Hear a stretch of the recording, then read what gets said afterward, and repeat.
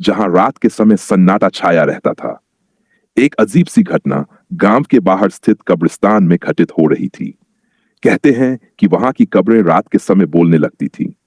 कुछ लोग दावा करते थे कि वे कब्रें अजनबी आवाजें निकालती थीं, जो रात के अंधेरे में डरावनी गूंज पैदा करती थीं। एक रात गांव के कुछ साहसी लड़कों ने यह साबित करने का फैसला किया कि यह सिर्फ एक अफवाह है। उन्होंने योजना बनाई और रात को कब्रिस्तान की ओर चल पड़े। एक एक करके वे कब्रों के पास पहुंचे, और जैसे ही वे कब्रों के पास पहुंचे, हवा में एक अजीब सी गूंज सुनाई दी। ये कौन है जो हमें तंग कर रहा है? एक कब्र से आवाज आई।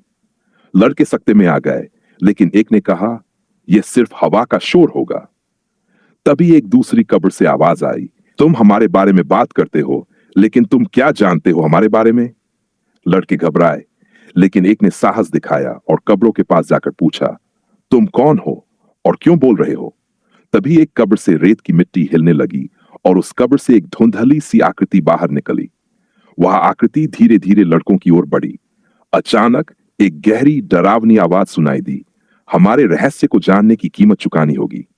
लड़के डर के मारे कांपने लगे, लेकिन तब उनमें से एक ने हिम्मत जुटाई और कहा, हम डरने वाले नहीं हैं, हमें तुम्हारा सच जानना है। धुंधली आकृति ने फिर कहा, तो सुनो, हम वह आत्माएं हैं जो अन्याय का शिकार हुई।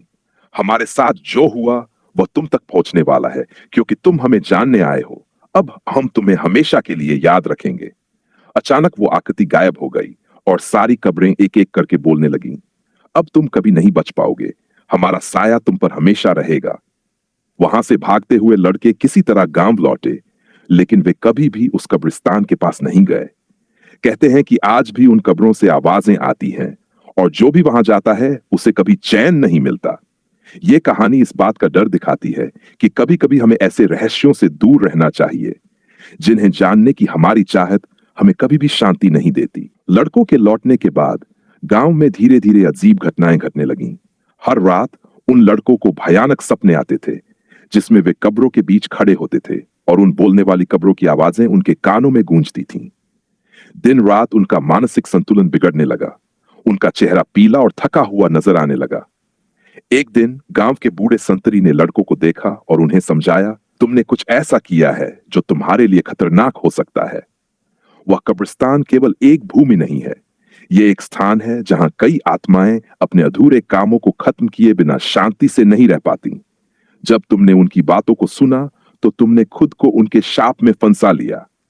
लड़के डर के मारे कांपने लगे।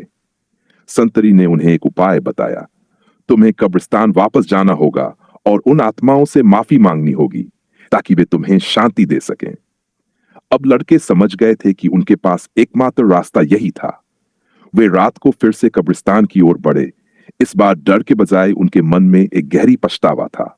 जैसे ही वे कब्रिस्तान में पहुंचे, वे उन सभी कब्रों के पास खड़े हो गए और दिल से प्रार्थना करने लगे, हमने जो गलती की है उसके लिए हम माफी मांगते हैं। हमें शांति की आवश्यकता है, कृपया हमें छोड़ दो, लड़कों ने कहा।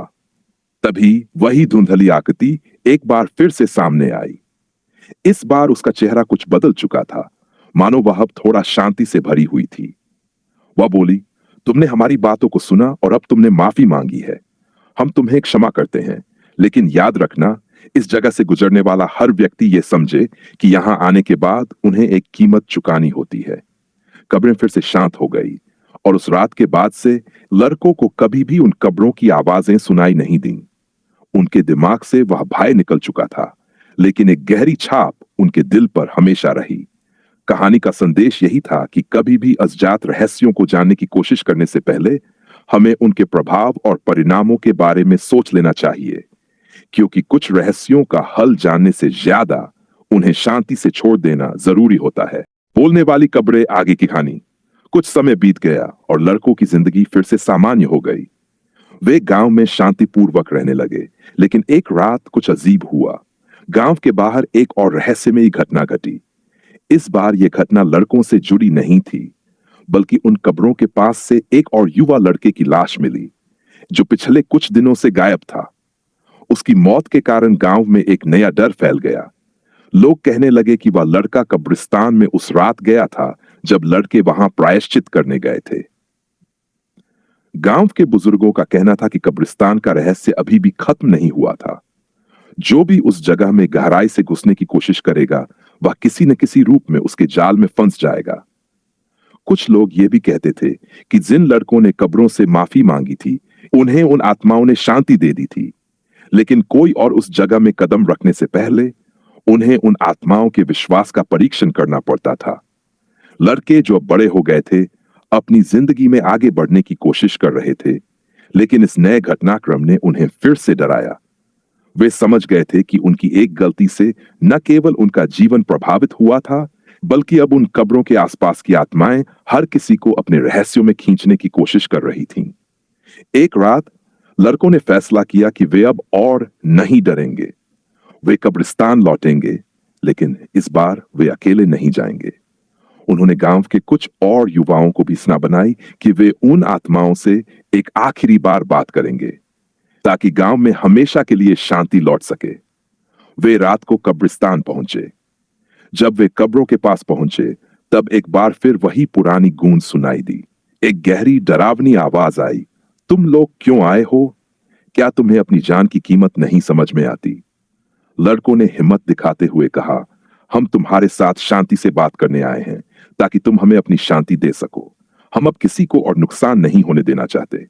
फिर वही धुंधली आकृति सामने आई, लेकिन इस बार वह शांत दिखी। वह बोली, तुम्हारी हिम्मत ने मुझे प्रभावित किया है, लेकिन तुम्हें समझना होगा कि यह स्थान शांति नहीं दे सकता जब तक यहाँ के रहस्य को पूरा नहीं किया जाए। आत्माओं ने लड़कों से एक गहरे रहस्य का खुलासा किया। हम आत्माएं तब तक शांत नहीं हो सकती जब तक हमारा अधूरा काम पूरा न हो। हमें बदला लेने का समय मिला था, लेकिन अब हमारे पास इसे खत्म करने का मौका है। अगर तुम सच में हमें शांति देना चाहते हो, तो हमें वह चीज वापस लानी होगी जिसे हम खो चुके थे। लड़कों ने समझ लिया कि उनका सामना केवल डर से नहीं था, बल्कि उस भूतपूर्व अन्याय से भी था जो उन आत्माओं को शांति नहीं दे रहा था। वे गांव लौटे और उन्होंने गांव के बुजुर्गों से उन आत्माओं के अधूरे काम के बारे में पूछा। बहुत खोजबीन के बाद उन्होंने पाया कि वह कुछ पुराने कर्ज और अपमान का मामला था, जो कब्रिस्तान के आसपास के लोगों द्वारा किया गया था। अंत में लड़कों ने वो कर्ज चुकता किया और गांव के अन्याय को ठीक किया। इसके बाद ही कब्रों से अंतिम आवाज आई, अब हमें शांति मिल चुकी है, अब तुम लोग सुरक्षित हो। गांव में फिर से शांति छा गई और लड़कों ने यह सीख लिया कि कभी भी किसी चीज के रहस्यों को हल करने की कोशिश करने से पहले यह समझना जरूरी है कि क्या हम उस रहस्य से निपटने के लिए तैयार हैं, और क्या वह रहस्य हमें शांति देने का अवसर भी प्रदान करेगा। कहानी का अंत। बोलने वाली कब्रें अब केवल एक पुरानी याद बनकर रह गई, लेकिन ये गांव के लोगों को हमेशा याद दिलाती रही कि कभी भी भूतकाल के अधूरे कार्यों को अनदेखा करना आसान नहीं होता, क्योंकि वे किसी न किसी रूप में हमें अपनी तरफ खींच सकते हैं।